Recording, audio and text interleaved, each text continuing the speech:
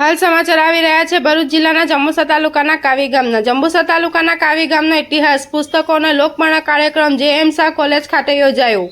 જંબુસર તાલુકાના કાવી ગામના ગૌરવતા ઇતિહાસ અને અસ્મિતાની ઝાંખી કરાવતો ગ્રંથ કાવી ગામનો ઇતિહાસ કપોલ કલ્પનાથી સત્ય સુધીના લેખક ડૉક્ટર ઇસ્માઇલ મુસા ભણા, જેઓએ એમ.ફિલ, પીએચડી કરી છે। શિક્ષણ ક્ષેત્રે અનેક એવોર્ડ વિજેતા અને જંબુસર જે.એમ. શાહ આર્ટ્સ અને કોમર્સ કોલેજના આચાર્ય તરીકે ફરજ બજાવી હતી। તેઓએ સાહિત્યકાર રૂહિયાના કાવ્ય સંગ્રહ રાતી કદરસીની રચના કરી છે।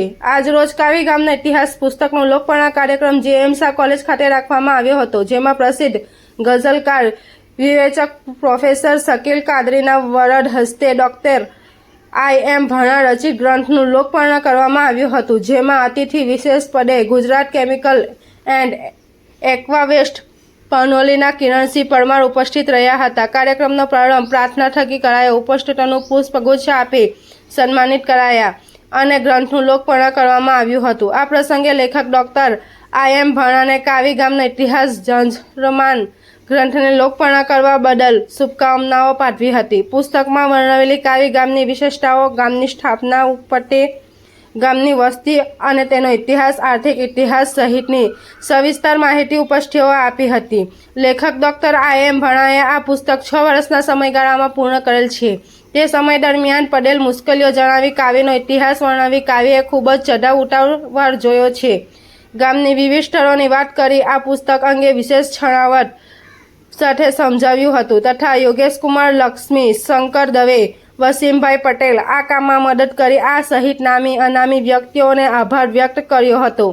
સદર લોકપર્ણ પ્રસંગે કાવી ગામના અગ્રણીઓ, શુભેચ્છાઓ, કોલેજ પ્રાધ્યાપકો સહિત હાજર રહ્યા હતા। Bite Ismail Bhana, professor, reporter Diwan Nazir, Vadaj.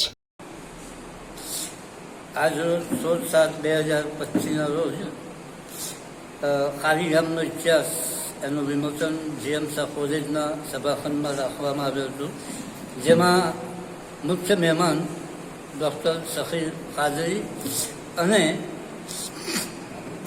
Kiransinh Parmar હાજર રહ્યા હતા અતિથિ વિશેષ પદે।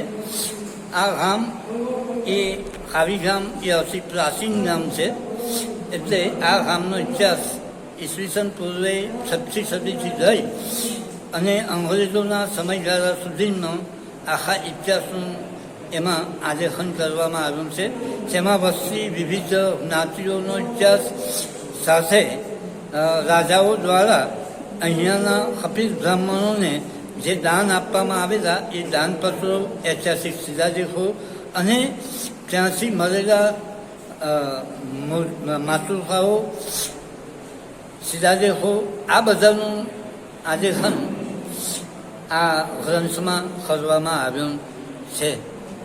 આ ગ્રંથ લખવા પાછળ કેટલો સમય અને આ ગ્રંથ લખવા પાછળ લગભગ મારે 6 વર્ષનો સમયગાળો ગયો અને 10 જેટલી લાઇબ્રેરીઓ અને ઓનલાઈન કેટલાય પુસ્તકોનું સંશોધન કર્યા પછી આ પુસ્તક લખાયું છે।